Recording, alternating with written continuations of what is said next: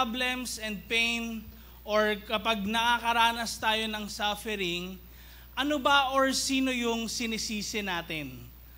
Alam niyo po, sa hapon na ito, siguro magugulat kayo, bakit ganyan yung tanong ni Pastor? Bakit kaya tinatanong niya kung sino yung sinisisi ko? Kasi madalas siguro yung ibang tao sinisisi natin sa mga hindi magandang nararanasan natin sa buhay. O kaya talagang in general, ang buhay para sa'yo, para siyang hindi magandang bagay talaga. Para bang, Pastor, kasi yung buhay kasi talagang mahirap. No? Pastor, hindi ko na alam kung anong gagawin ko or probably talagang kahit anong gawin kong mabuti, talagang mahirap ang buhay. Pero alam niyo po, most of the time, ang buhay po naman talaga ay hindi issue. Kasi, sa totoo lang po, sometimes, kung paano natin hinahandle talaga ang buhay natin, doon nakadepende ang hirap na pwedeng nararanasan natin. And the way we handle life, syempre, kailangan hindi ka basta-basta mapapagod kung talagang ikaw talaga maayos yung pag-handle mo sa mga nangyayari sa buhay mo. Sa mga nag-church dito, talagang consistent ka every Sunday, you'll never burn out. Will never be weary.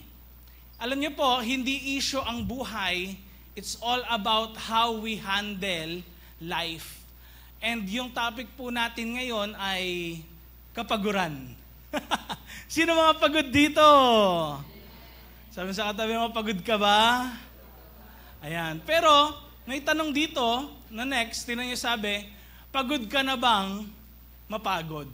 Nakakapagod ang trabaho, pero nakakapagod din naman na lagi na lang tayong pagod.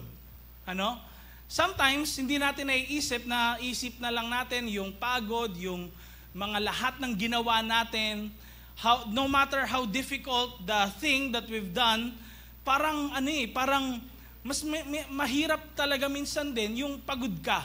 Kahit mag-rest ka minsan, parang yung rest kulang. May mga nakaranas ba ng ganun?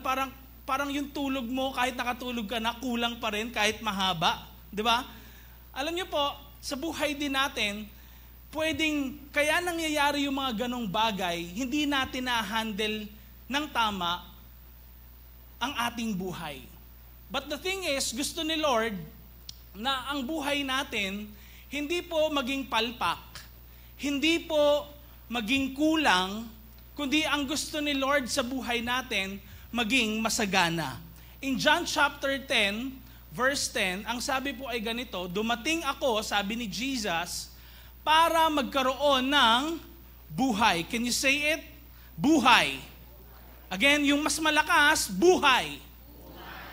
Buhay daw na ito, at tinatawag ni Jesus na masagana. And actually, yung buhay dito in the original na pagkakasulat sa kanya, translate ay Zoe. Ibig sabihin ng Zoe pala ay fullness of life. Hindi yan yung buhay lang sa isang aspeto. Like for example, ang buhay na iniisip mo siguro buhay lang sa spiritual. Gusto ni Lord maging masagana ako doon. Pero pagdating sa finances, baka akala mo hindi ka gustong pasaganain ni Lord. No. Itong Zoe life, it encompasses lahat ng aspeto ng buhay mo. Hindi lang spiritual, kasama emotional, kasama intellectual, kasama yung social mo, kasama yung finances mo. And alam nyo po, ito yung gustong maranasan sa atin, iparanas sa atin ng Panginoon. Kasi, parang alam nyo yun, yung dito ka pa lang sa lupa, pero nararanasan mo na yung glimpses ng heaven. Alam niyo po, kapag tayo gumagaling sa mga sakit at karamdaman, yan actually ay glimpse ng kalangitan sa buhay natin. Kasi there will come a time na kapag tayo ay nasa Panginoon, mawawala na po ang lahat ng sakit at karamdaman. dahil magiging maayos ang lahat. And actually, sometimes, kaya natin hindi nararanasan ito, kasi hindi natin ginagawa kung ano yung disenyo sa atin ng Panginoong Diyos na buhay. At sometimes, imbis na ilagay natin o tanggapin natin sa ating isipan at puso yung mga bagay na dapat ginagawa natin o dapat nating pakinggan, tignan, maling bagay yung mga kinukuha natin o tinitignan, pinapakinggan natin. Alam niyo po, ang buhay natin parang isang container. No? Next slide please. Anong masasabi niyo sa basket na ito? May mga ganyan ba kayo sa bahay? Sa iba, pag nilagyan niya ng itim na plastic, tas nilagyan ng lupa, nilagyan ng halaman, pwedeng maging paso. Di ba? Sa iba, kung maliit yan, yung ganyan na klase, maliit, tapos nilagyan ng mga bulaklak, magiging flower vase. Di ba? O ito, lagyan nyo ng damit yan na marumi. Di ba? Magiging labahan. Tama?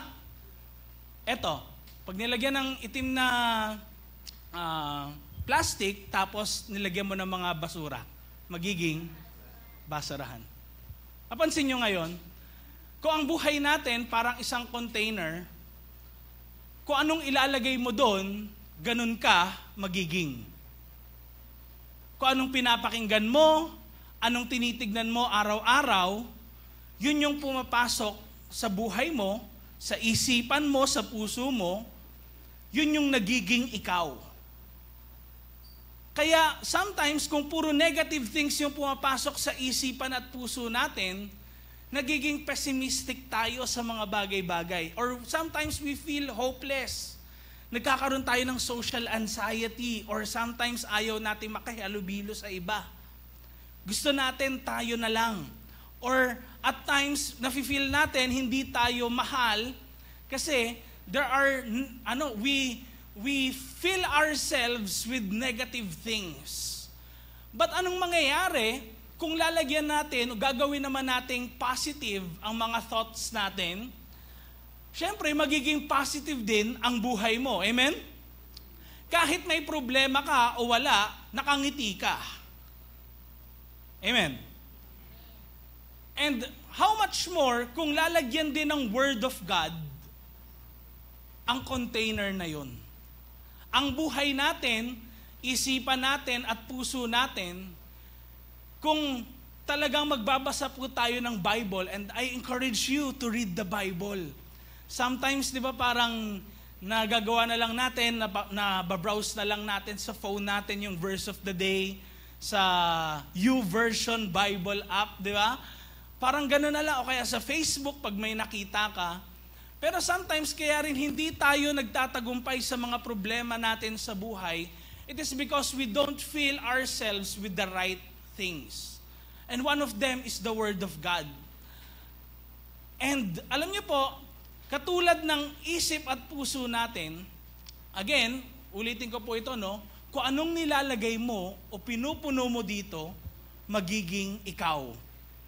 Kung isa kang mahina na tao pagdating sa problema, pagdating sa pagsubok, for sure, yung mga nilagay mo dyan, mga may hinang bagay na hindi kayang tumapat sa bigat ng problema. And that is why the Word of God is very powerful. One of the things na talagang kapag pinuno natin ang ating sarili ng salita ng Diyos, mga kapatid, alam niyo po, kahit anong problema pwede nating malabanan. Because actually the Word of God in the Bible is likened sa isa pong espada na matalim. Tignan natin po ang Hebrews chapter 4, verse 12. And pwede bang sabayan niyo po ako sa pagbasa?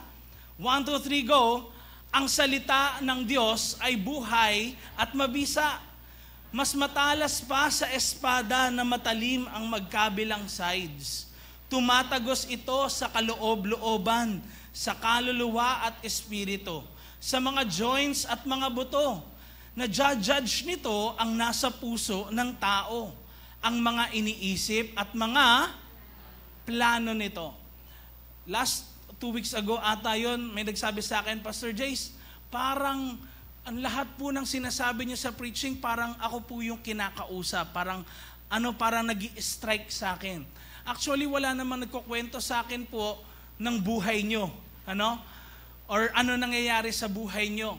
But the Word of God is like that. Ganon din po kapag ako rin nakikinig din ako ng salita ng Diyos, o kaya nagbabasa ako ng Bible, sometimes as if ako yung kinakausap. And that is why the Word of God is powerful. It corrects me. Kung parang merong dapat mabago sa buhay ko, o kaya kailangan ma-change yung attitude ko, ganun din yun. Ako rin yun. Ako rin yung tinatamaan doon.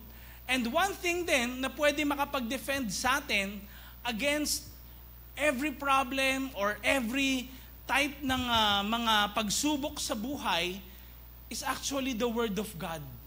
Kaya siya ni-likened, para siyang, espada na mas matalas pa, o mas matalas pa sa espada ang talim.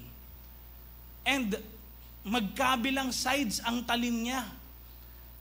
So, sa madaling salita, ang salita ng Diyos pala, pwede maging power mo, maging defense mo, sa mga bagay na gustong pumatay sa sarili mo, o kaya mapanghinaan ka ng loob, Yun yung pwede maging defend mo sa mga evil things na pwedeng umaatake sa buhay mo.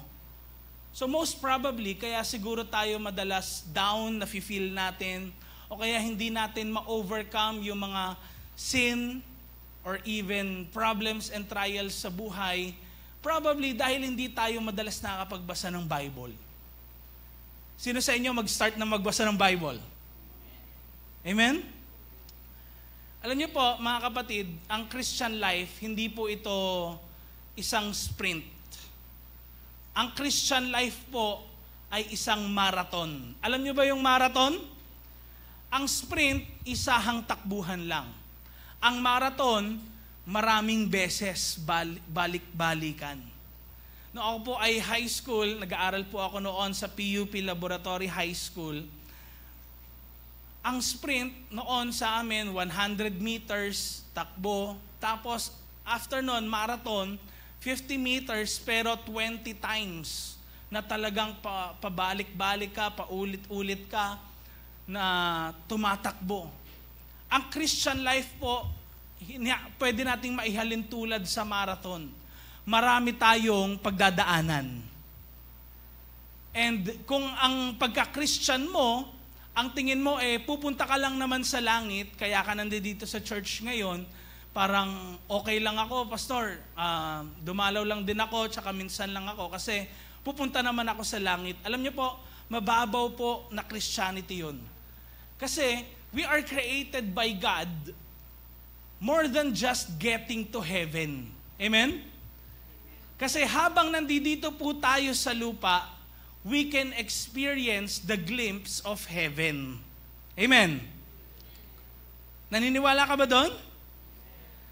Alam niyo po, isa siguro ang sa nagiging source, kung bakit po ang tao nahihirapan o napapagod, dahil siguro ginagawa mo naman yung tama, pero parang mali yung nangyayari sa buhay mo. You're trying to do the right thing, but you're experiencing the wrong thing. And ang challenge po sa buhay natin is this: how can I keep this passion alive? Paano ko patuloy na maglilingkod sa Diyos? Paano ko mas lalo kikilalanin si God sa buhay ko? Nag-workers application po tayo. How can we keep our energy and passion sa paglilingkod sa Diyos? Kung kayo po ay magulang, na kayo'y nandito ngayon, di ba, kung sa family mo nga iniisip mo, paano ko ba papanatiliin na makapagpatapos o makatapos yung anak ko sa pag-aaral niya? Paano ko papanatiliin tong bagay na to? If you're a student, sino mga estudyante dito? No? Paano ko papanatiliin na hanggang sa makatungtong ako dun sa stage at gumraduate? Paano nga ba? Kasi si Satan, alam niyo po, he is trying his best to knock you down. Tignan mo yung katabi mo ngayon, yan. Gustong bugbugin ni Satanas yan. Hindi physical, okay? Hindi po ibig sabihin nun, physically. Recently, nakatingin po ako dun sa mga, di ba, sa wall natin sa Facebook, may mga boxings, mga ganyan. Nakita ko kung paano in-uppercut yung mga knockout, no? Mula pala sa baba yun, yung hook sa side, jab, ganun lang, straight. And dito ko napansin na si Satanas po, spiritually speaking ito gusto po tayo talagang pabagsakin ni Satanas. Sa John chapter 10 verse 10 nga, sa binasa natin kanina, ang binasa lang po natin is yung latter part, Pero ang sabi doon, the thief comes only to steal, kill, and destroy. Yun ang gusto ni Satan sa atin. Pag nakawang ka, patayin, wasakin o sirain ang buhay mo. Yun yung gusto niyang mangyari sa bawat isa sa atin. Gusto niyang masira yung family mo. Masira yung buhay mo. Masaya siya pag nangyayari sa iyo yun. But the thing is, si God, ang gusto niya, gumanda ang buhay mo. And how I wish na kahit po anumang mga attacks na ginagawa ni Satan sa atin, anumang mga pag-uppercut niya, pagsuntok niya sa atin, hindi niya tayo knock out. And I believe kaya po kayo nandito pa rin dahil kahit anong tindi ng pagsubok o problema, talagang tumatayo ka pa rin by the grace of God. Amen? Meron ba kayong mga kilala na talagang buhay pa din, nakatayo pa rin, nagpapatuloy pa rin sa paglilingkod kahit na ang dami nilang mga problema sa buhay? May mga kilala kayong ganon? Alam niyo po, nakakatuwa yung sa third service natin, yung mga taga-Simon po, sila kahit mga paralyzed po yung half ng katawan nila, meron silang mga tungkod, ang tawag sa ganon, yung assistance na ganon, talagang pumupunta sila dito sa church para mag-serve kay Lord, no? Parang sa iba maraming reason yun, kaya di makapunta sa church. Sila mga senior na, no? Yung iba hindi senior pero may mga kapansanan, pero pumupunta sa church, nandito sila. And sometimes hindi natin nare-realize, if Satan can knock you out in one punch, ang gagawin niya naman, papaguring ka niya. Papaguring ka niya ng papagurin hanggang sa ikaw na yung umayaw at sasabihin mo, pagod na ako. Gusto ko nang mag-move on, pastor. Ayoko na pong simulan ulit yung mga bagay na nasimulan ko noon. Pwedeng yun yung nasa isip mo. Ayoko na pong mag-start ng business ulit, pastor. Nakailang failure na ako. Ayoko na pong mag-enroll sa Radiant Bible School ulit, pastor. I'm tired na. Maybe sasabihin mo, masyado na akong matanda para dyan, pastor Hindi ko na kayang magsimula ulit. No? Sometimes, actually, hindi natin na-realize, yung senses natin, yun yung nagde-deceive sa atin. Again, yung senses natin, pwedeng, yun yung nagde-deceive sa atin, sa feelings natin. Sino sa inyo, pagdating nyo sa church, parang ang tagal nyo na hindi nakapunta ng church, tapos pagdating nyo, parang, wala, tinitignan ako. Ano kaya yun? May utang ba ako sa kanya? Di ba? O kaya, yung pag-uwian na, hindi ka lang nakamayan, tas ang seryoso ng mukha niya, galit kaya yun sa akin? Ang suplado. Di ba? Advance isip mo, akala mo parang tama yung pumapasok sa isip mo, yung nasisense mo, yung pakiramdam mo, tama? Yun yung iniisip natin madalas. Pero sa totoo lang, hindi pala. Pwedeng talagang, kaya hindi kanya napansin, focus na focus siya dun sa problemang pinagdadaanan niya, di ba? And minsan, kaya lang naman sila nakatingin sa'yo, baka nagagwapuhan lang sa'yo o nagagandahan sa'yo. But the thing is, we must not be deceived by our senses. Hindi tayo dapat mabuhay sa feelings. Amen? Huwag mo sabihin na too old ka na o kaya bata ka pa para magamit ni Lord. Hindi. Amen? Alam niyo po, recently, next slide, yung House of David na pinanood ko po siya sa Amazon Prime. So, kung gusto niyo pong mapanood, ang ganda. Yung gumawa rin ng The Chosen, sila rin po yan, ano? Alam ko mga 8 episodes lang yan eh. Pero, nung inano ko po yan, pinanood ko, bigla ko napabasa ulit, no? Ng Bible sa part ng life ni David. Then tinitignan ko talaga, sabi ko, accurate kaya yun na nangyari ba to, ganyan. Siyempre po, meron namang mga additional yun, ano, na mga bagay na ginagawa. But the thing is, pag binasa nyo po yung story ni David, nung na-encourage po akong basahin ulit yon, inanoint po siya ni Lord, but in the middle of his journey, nagselos po sa kanya yung hari na si King Saul. And he was running for his life. Mula sa anointing po ng pagiging hari ng Israel, it took him 15 years of waiting.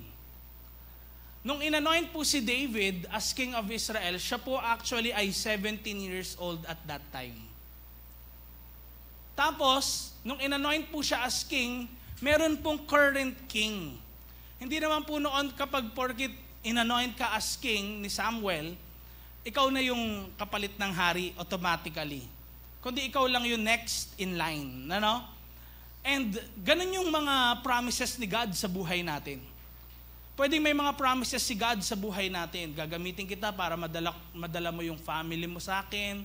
O kaya, I will bless you para maging blessing ka sa maraming tao. Bigyan kitang bahay, lupa, ganyan. Pwedeng iba-iba yung promises ni God sa atin, ano? But the thing is, ang promises ni God pwedeng hindi mangyari agad-agad. Amen? Pwedeng hindi mangyari agad. It will take time.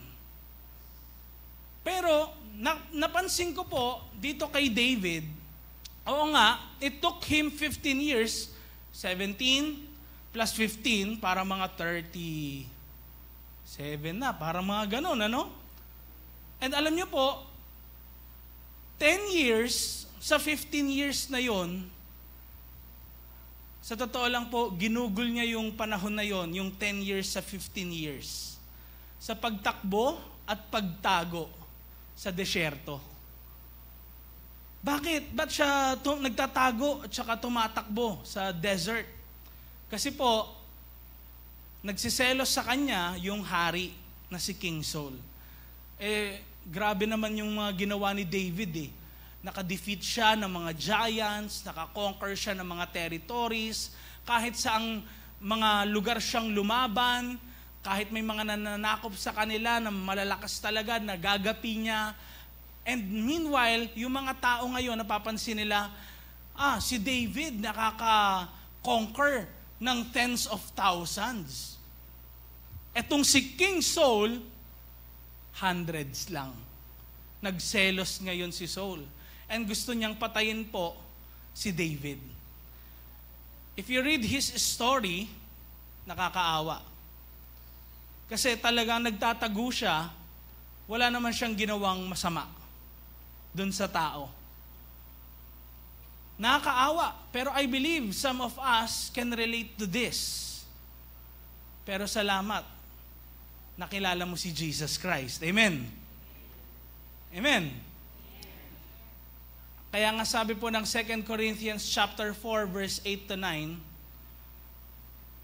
madalas kaming pinapahirapan pero hindi kami nawawasak. This is Apostle Paul po talking to the Corinthian believers. Ang sabi niya, minsan naguguluhan kami pero hindi kami nawawalan ng pag-asa. Marami kaming kaaway, pero hindi kami nawalan ng kaibigan. Bugbog sarado na kami, pero buhay pa din kami. When you're pressed, you're not crushed. When you're persecuted, you're not abandoned. Kaya praise God kay Jesus Christ sa ating mga buhay. And that is why, sa panahon ngayon, kailangan nating malaman ano ba yung sources ng weariness o pagkapagod, no? Ano yung reason or sources ng weariness at pagkapagod? Number 1, it is probably hindi mo inuuna ang dapat na priority mo. Alam nyo ba yung priority nyo sa buhay nyo? Sino dito alam niya yung priority niya? Taas kamay. Honest lang, come on. Okay, may ilan. Sino yung hindi ka pa sure? Honest lang, come on. Taas kamay, huwag kayong maiya. Hindi ka pa sure, ayan. Sino sa inyo, wala kang priority? Taas kamay, walang priority. No? Parang bahala na lang. Ayan. Alam niyo po, sa mga successful na mga tao, nalaman ko po na katulad din ni na Bill Gates, pati ni na Steve Jobs at ng mga iba pang successful sa kanilang industry, hindi po lahat ng urgent, next slide, ay important. Kapag nakafocus ka sa urgent, lahat ng importante para sa'yo, hindi mo na magagawa. Again, hindi po lahat ng urgent ay important. Anong ibig sabihin ng urgent sa Tagalog? Ano sa Tagalog? Kailangang mabilis o madali, ano? Agad-agaran. Hindi daw lahat ng bagay na urgent ay important. Ang common po na characteristics ng mga successful na mga tao is number 1 ay hard work. Talagang hardworking po talaga sila. Pero number 2, they know their priorities. Alam nila kung anong uunahin nila. Alam nila kung anong isasantabi nila. Alam nila kung ano yung mga bagay na talagang kapag sinabi sa kanila, okay, ito yung schedule mo sa araw na to, alam nila na, ito, tanggalin mo yan. Ito, ipalit mo dyan. Ilagay mo to. They know how to put first things first. Can you say it with me? First things first. Alam nila kung anong uunahin. Alam kung anong iuhuli. Siguro kasi sa panahon ngayon, parang di lang natin nare-realize sa ngayon. Perhaps 20 years old tayo, pababa ngayon. 30 years old pa lang tayo or pataas din, ano, or kaya mga 40s na tayo. Para kasing siguro sa atin sa panahon ngayon, ang dami pa nating oras at panahon. Yun yung nafe-feel natin.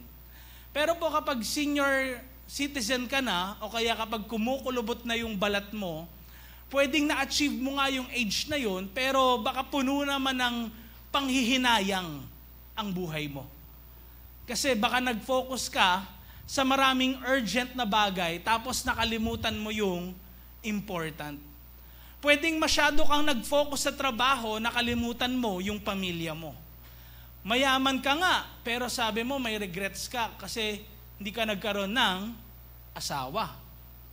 O kaya naman, minsan nasa-sacrifice na natin yung talagang mga important na bagay tulad ng church time natin, family time natin, o kaya date time natin sa mga couples na nandito. And alam niyo po ba, one person na kilala sa buong mundo ay si Steve Jobs. Sino nakilala kay Steve Jobs? Bago po siya mamatay, nagpasulat po siya ng biography niya. Next slide. And sa biography niya po, pinasulat niya ito kasi para malaman ng mga anak niya yung tungkol din sa buhay niya. At nilagay niya po doon yung maraming mga regrets niya rin sa kanyang family, sa kanyang business, at maraming mga bagay. Ang sabi po ni Steve Jobs, I wanted my kids to know me. I wasn't always there for them. And I wanted them to know why and to understand what I did. Tingnan niyo po yung unang line or unang sentence. I wanted my kids to know me. Bakit? Hindi ba siya kilala ng anak niya? Pansin niyo? Hindi ba siya kilala? Di ba tatay siya? Hindi siya kilala? And that is why he made that book. Pinasulat niya po, no, kay Walter Isaacson, yung biography niya. Pwedeng kilala ka bilang matalinong tao, pero baka heartless ka naman. Magaling ka nga, pero baka wala ka namang puso. Can you truly be human without heart? Pwede ka bang maging tao kung wala kang puso? Pwede ka bang mabuhay kung wala kang puso? Ang diferensya po natin sa kapanahunan ngayon sa AI na meron, na madalas gumagawa ng assignment mo sa school. Sabi sa katabi mo, umaming ka na.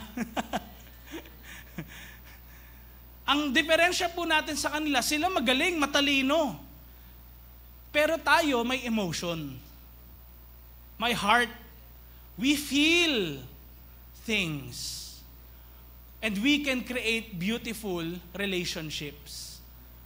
Alam niyo ba nung mga nagdaang araw, sabi ko, tinanong ko si ChatGPT, what do you feel right now? Alam niyo, sabi niya sa akin, I'm sorry, I am incapable of feeling things. Sabi niya ganun. So, wala silang puso. Tayo, meron. Sabi sa katabi mo, meron ka. So, ibig sabihin, hindi pala tayo ChatGPT. Hindi tayo AI. May mga bagay na kailangan pagtuunan natin ng pansin that is unique sa atin kaysa sa ibang meron sa mundong ito. Oo nga, marami kang ang pera, pero baka wasak naman ang family mo. Oo nga, talagang nag-excel ka sa maraming mga bagay, pero yung more important things tulad ng relationships, baka hindi ka ganun nag-excel. Don't let other things take it away from you. Amen? Kaya una sa lahat ang priority natin, of course, si God. Sunod is actually sarili natin. Bakit? Kasi hindi mo po pwedeng mahalin ng iba hanggat di mo mahal sarili mo. Hindi mo matututunan na magmahal sa iba kung hindi mo rin mahal ang sarili mo. Hindi mo matututunan magpatawad sa iba kung hindi mo kayang patawarin ang sarili mo. Even the Bible, nung si Jesus tinanong, ano ang greatest commandment? Sabi niya, love the Lord your God with all your heart. Pero yung second, sabi, it's like this. Love your neighbor as yourself. Hindi sinabing love your neighbor lang, kundi mahalin mo ang iyong kapwa gaya ng pagmamahal mo sa sarili mo. Next na doon, yung asawa mo, kung may asawa ka, family mo, yun na yung mga next doon. That should be your priority. Hindi yung, okay, bills, yun yung number one. No? Baka sa atin, yun yung priority natin eh. Kailangan mabayaran ko to, number one. Okay lang sa'yo kahit bugbugin yung katawan mo, gamitin yung katawan mo sa iba't ibang mga bagay na hindi magaganda? Ganun ba? Yun ba dapat yung priority mo? Napansin natin? That is why we must make that right priority. And alam niyo po, nung si Jesus po, sa Bible, ay bumisita po kay Mary and Martha. Ang una pong ginawa ni Mary, pumunta siya sa paanan ni Jesus. Sabi po sa Luke chapter 10, next slide please, verse 38 to 42, simulan na natin sa 39. Ang sabi po, umupo si Mary sa paanan ng Panginoon at nakinig siya sa mga teachings niya. She does not wanna miss a thing. Yun yung unang ginawa ni Mary. Meanwhile, si Martha, yung kapatid niya, nasa kusina po nung time na ito. Next slide, verse 40.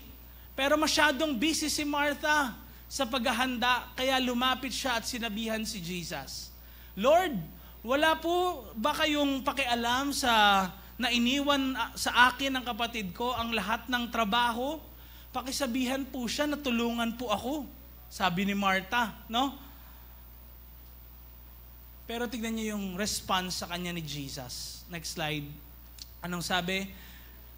Martha, Martha, masyado kang nai-stress sa maraming bagay at nag-aalala sa maraming bagay.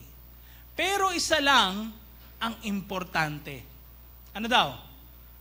Pinili ni Mary ang mas mabuti. At hindi ito aalisin sa kanya. Alam niyo po, if you analyze this clearly, nandoon si Jesus, hindi para kumain. Wala pong mali sa ginawa ni Martha.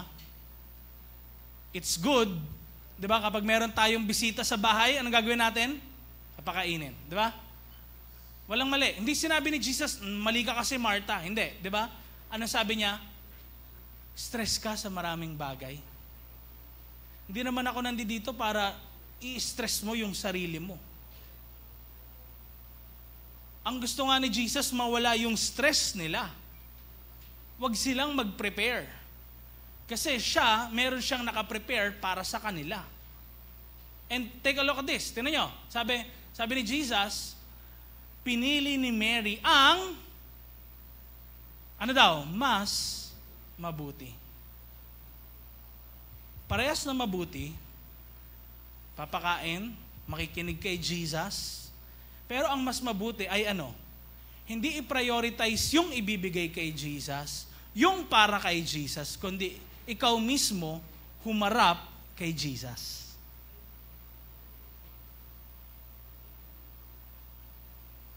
So in short, you are not there pala para, Lord, prepare ko talaga maigi muna para ako pumunta sa'yo. Di ba iba sa atin ganun eh. Ay, wala akong maayos na damit, di mo na ako pupunta sa church. Di ba? Tama ba? Ay, parang wala akong iuhulog dun sa tithes and offering, nakakahiya.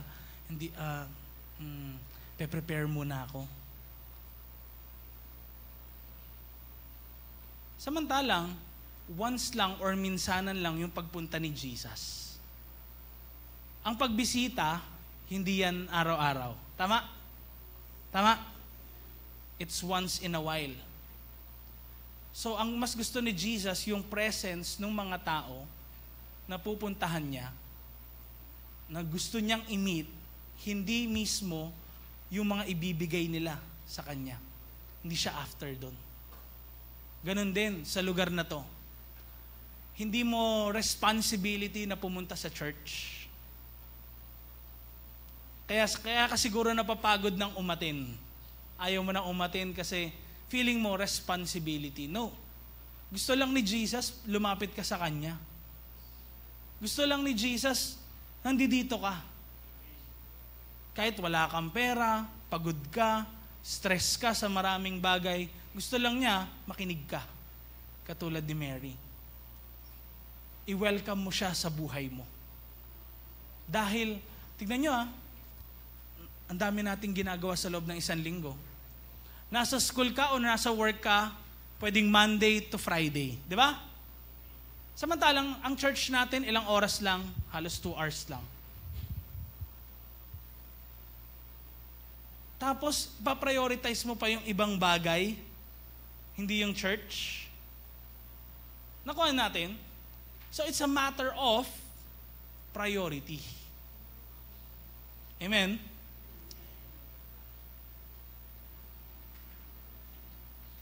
Kay Martha, ang importante, yung ipe-prepare. Hindi yung tao. Hindi kay Jesus, ano?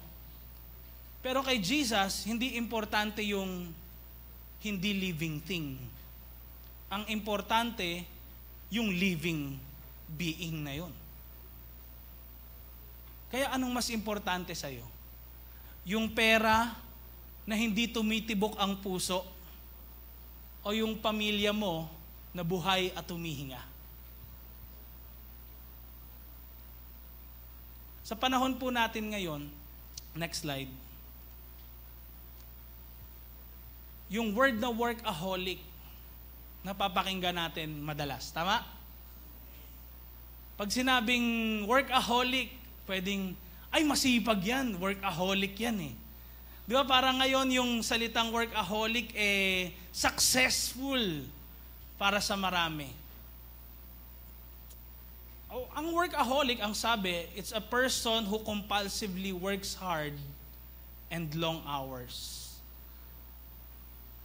Workaholic, pero pwedeng pamilya na papabayaan. Workaholic, pero may problema sa relationship. Workaholic, pero mga anak hindi nabibigyan ng time. Sometimes we are focusing on what is urgent and neglecting the most important. Pwedeng yung things of God nasasantabi na natin sa mga urgent na bagay. Niyayaya ka ng mga friends mo, tara, labas tayo, party tayo, punta tayo sa ganitong lugar. Mga urgent na bagay. Pero ano ba yung, meron tatama ba dun sa most important para sa'yo? Kung tatama, ano mas importante sa'yo? Yung urgent or yung important? But sometimes, yung important, hindi na nagiging important sa atin. Ang important sa atin, yung urgent. And we miss out a lot.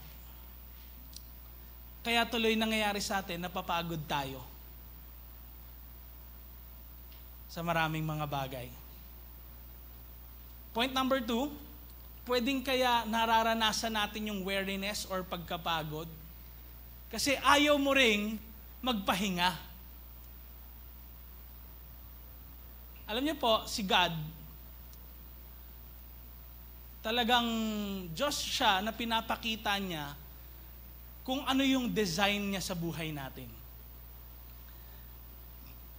Si God, hindi po siya laban sa trabaho.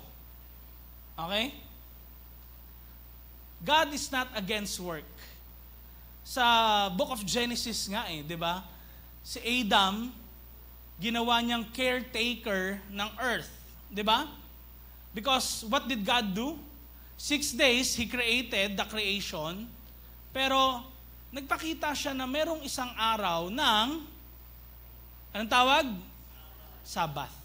The day of rest. Napagod ba talaga si Lord? Kaya ganon? Kaya may Sabbath? Now, tignan natin. Importante ang pahinga rin, sa buhay natin. Kasi, pwedeng nagtatrabaho ka nga 6 days a week, pero masyadong malaking pressure yun sa buhay mo. Even nga po ang lupa sa Bible, pinagpapahinga eh. How much more ang katawang lupa natin? Kailangan din itong magpahinga. Pag hindi tayo nagpahinga, ano mangyayari sa katawan natin? Bibigay ang katawan natin. Kaya, ano nangyayari? Yung minsan, trabaho na dapat tatrabahuhin mo hanggang 60 years old ka, tinrabaho mo hanggang 30 years old lang. Ngayon, sabi ng doktor sa'yo, magpahinga ka na lang muna. Magpapahinga ka hanggang sa maging maaga. 6 feet below the ground. Dahil bakit? Kasi yung trabaho na dapat chill ka lang din, sinisiksik mo maigi. Pansin nyo? That's why a lot of people are stressed. Gusto natin instant lahat nandoon na kagad.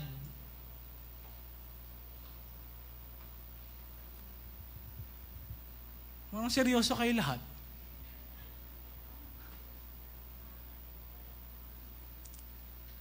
Bibigay yung katawan natin pag hindi tayo nagpapahinga. Amen? Hindi puro work. Sabi mo sa katabi mo, hindi puro trabaho. Magpahinga ka rin.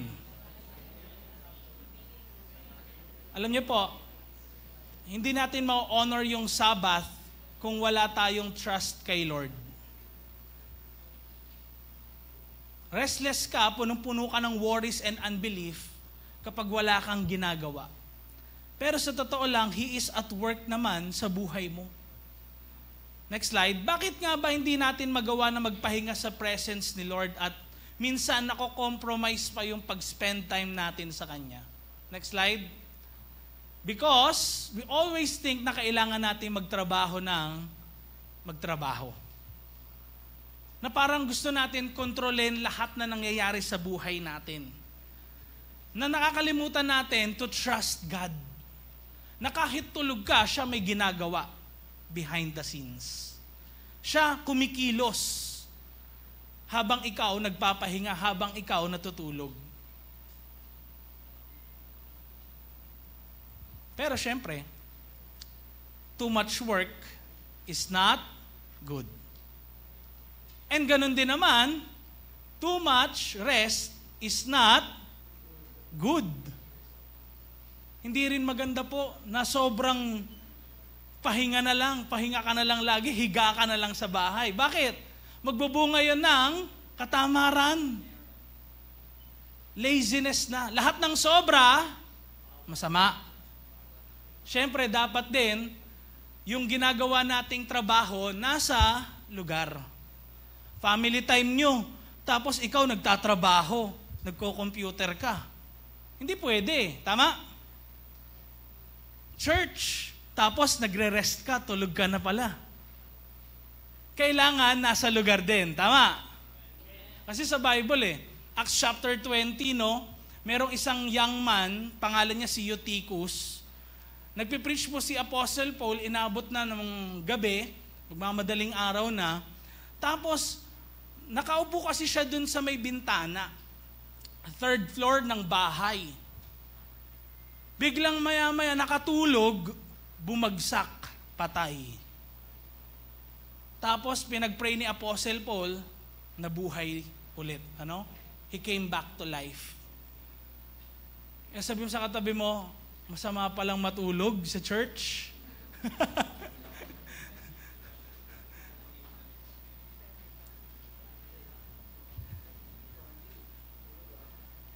And kailangan nating tandaan, dinisenyo po tayo ng Diyos para magtrabaho.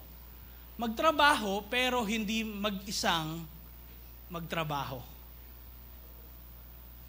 Point number 3, last but not the least. Pwedeng kaya mo nararanasan yung pagkapagod sa buhay mo, pagka-stress mo, you don't want others to help you. ayaw mong tulungan ka ng ibang tao? Sino mga ganon? Bawa, naguhugas ng pinggan, sabi sa iyo ng kapatid mo, ate, kuya, ako na dyan. Hindi, doon ka na, ako na lang to. Ha? Sipag? Sana all. Naglilinis ka, nagwawalis ka. Ako na dyan, anak. Hindi ma, wag na. Ha?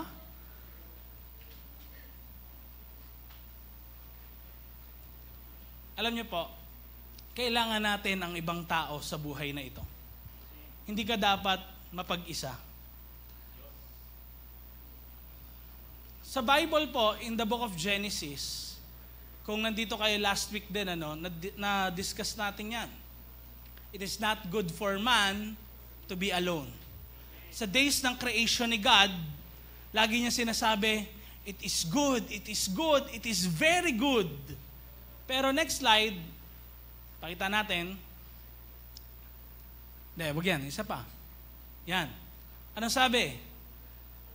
Tira nyo, sabi ni God, hindi maganda sa tao ang mabuhay na mag-isa. It is not good for man to be alone.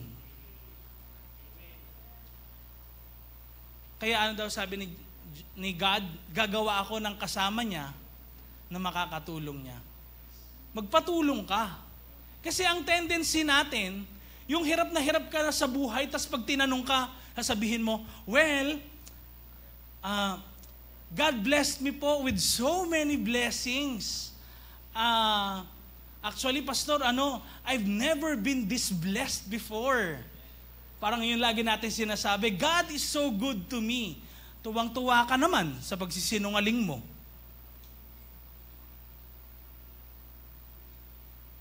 Natutuwa ba si God sa pagsisinungaling mo? Deep inside you, you know you're empty, you know you're tired, pero di mo gustong aminin. Pastor, ayoko na kasing makaabala ng iba. Di ba? O kaya, ayoko na kasing maabala si Lord, kasi baka dami niya namang inaasikaso sa langit No. Sabi nga di ba? Cast all your cares to Him, to God, because He cares for you. Ganun din sa bawat isa sa atin. Kailangan natin ng isa't isa.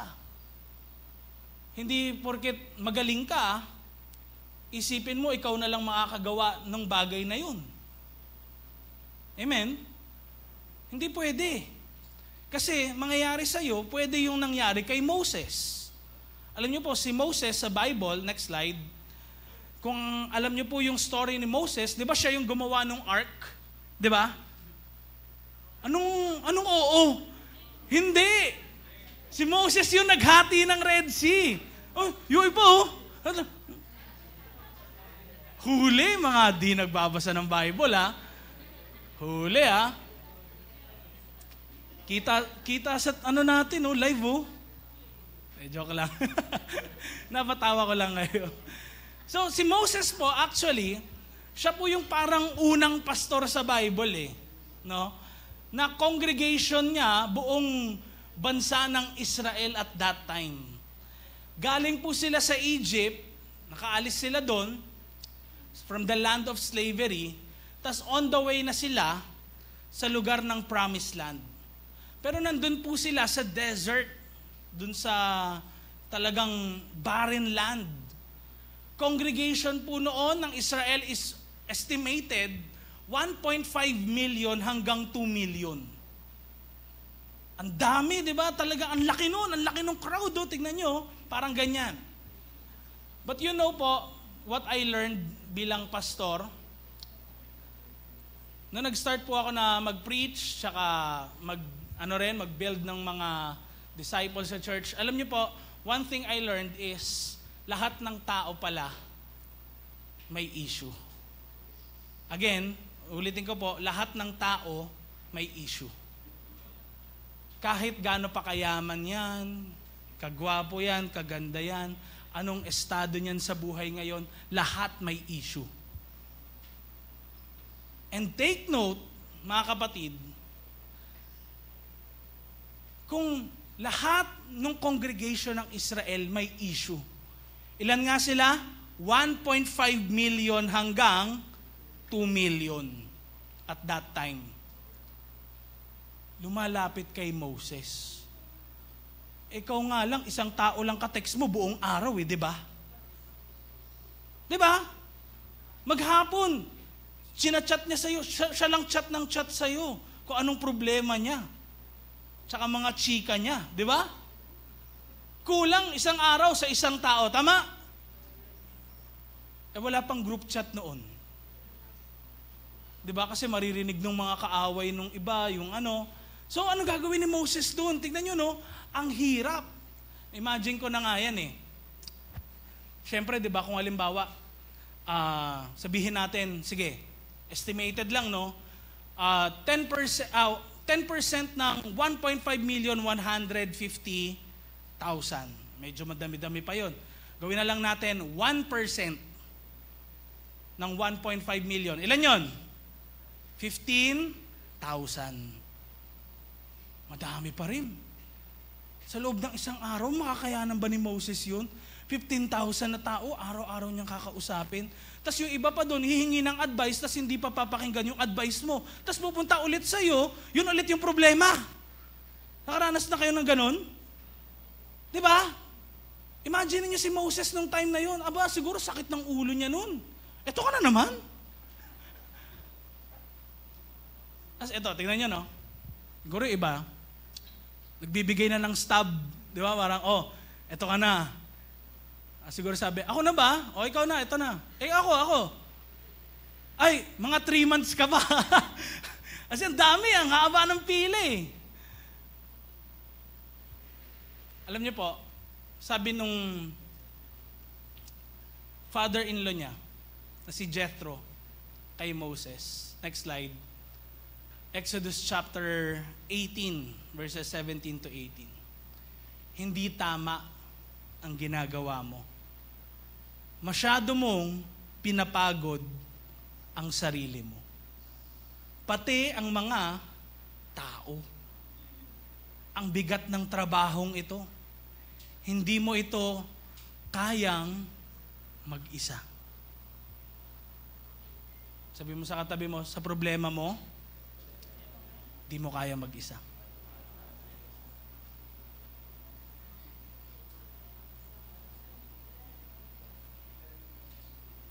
Amen?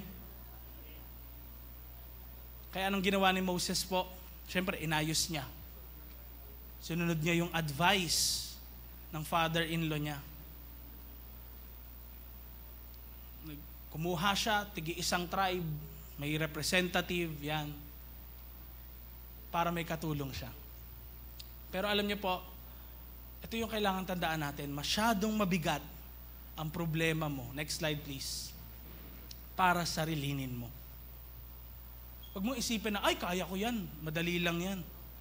Madami nang ganyan na nagsabi. Tapos sa huli, depressed na sila, nagkukulong na sa kwarto, naglalaslas na kasi feeling nila, sila lang. Pero you are not alone, kapatid. Sa church natin, we are a church family. Kung nangailangan ka talaga, you can freely tell sa mga leaders natin, sa katabi mo, kung close mo na siya, syempre. Kasi bakit? This can be your second home. Ang tatay natin lahat, si God. Amen? Amen? Kung black sheep ka sa family mo sa labas, dito, hindi ka black sheep. Mahal ka namin. But take note this, years later, may nag-arise na problem. Nasa labas yung mga tao, tutulog pa si Moses. Tapos, sabi lang, Moses, dinala mo ba kami dito para magutom? Sa Egypt, nakakain kami ng mga masasarap na pagkain. Doon may steak, medium rare.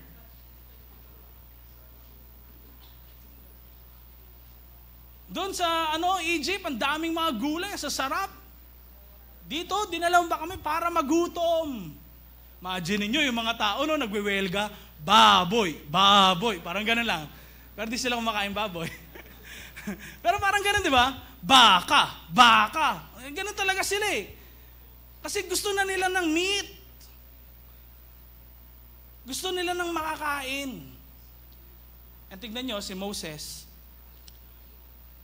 kahit na ganon, sometimes, nafe-feel natin we are alone lagi sa mga battles natin.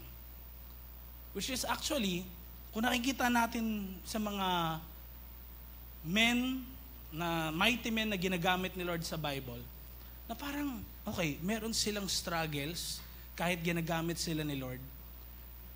Kukunin ko yung lesson na makikita ko. Amen? Tapos, kailangan ayusin ko yung buhay ko sa tama. Kasi ito na yung nangyari kay Moses. Numbers 11, verse 14 to 15. Sabi niya to kay Lord, sabi niya kay Lord, hindi ko kayang mag-isa lang ang mga problema ng mga taong ito. Teka, Moses, hindi ba ang dami mong, ba nung una meron kang mga in-appoint na mga mag-lead sa mga problema ng mga tao? Di ba? Pero sometimes, feel natin, parang kahit may tumutulong sa atin, parang tayo pa rin, gusto natin sarilinin lang lahat ng problema. Ito yung sabi ni Moses, kung ganyan rin lang ang trato mo sa akin, parang awa mo na. Tingnan niyo, ganito magsalita si Moses dahil bakit? You can be yourself in front of God. Lord, ba't yung iba binibless mo naman ng matindi kahit di naman sila naglilingkod sa'yo? Ako rin naman po, Lord, i-bless mo. Sabi nga kanina ni Bishop kaya hindi nagkakaroon ng miracle in our life kasi we don't let God in. Di natin pine-permit si God na kumilos. Sometimes nahihiya tayo to ask God. Or kaya to be genuine pagharap sa Kanya. Pero tignan nyo to. Maging aware lang tayo at mag-ingat tayo. Kasi sinabi niya kay God, wag mo na akong pahirapan. Sabi niya, patayin nyo na lang po ako ngayon. Hindi ginawa ni God na pinatay siya. Pero alam nyo po, si Moses, no matter how great of a leader he is, hindi siya bodily, physically nakapasok sa promised land. Hindi niya naranasan yon, yung pagpasok. So, makikita natin, learnings kay Moses, hindi pala dapat akong maging mapag-isa. Amen? Kaya anong gagawin para hindi ka mapagod? 3 things. Kabaliktaran ng mga points natin, prioritize your priorities. Sunod, learn to take a rest. Sabi mo nga sa katabi mo, magpahinga ka rin.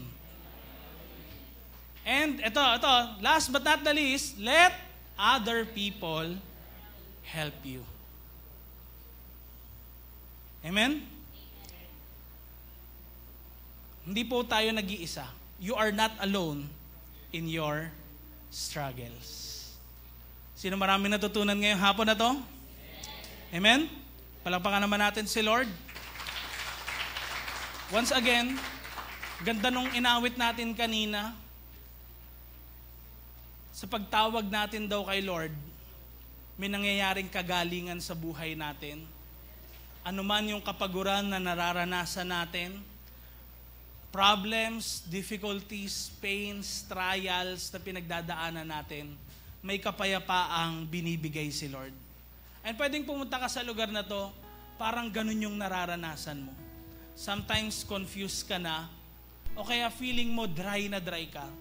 But let me tell you this, kapag lumapit ka kay Lord ng buong puso mo, I know that God will fill you up. Pwedeng sa loob ng week na to, nakapakinig ka, ang daming mga hurtful things na sinabi sa'yo ng mga tao, ginudge ka nila, pumasok yun sa puso mo. Yun yung naging container, no? Talagang na-contain mo lahat yun. But this time, let this song minister in your heart.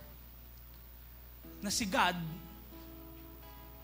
basta tumawag ka sa Kanya, He will do a great thing in your life. Amen? Come on, let's all stand up ngayong hapon na ito.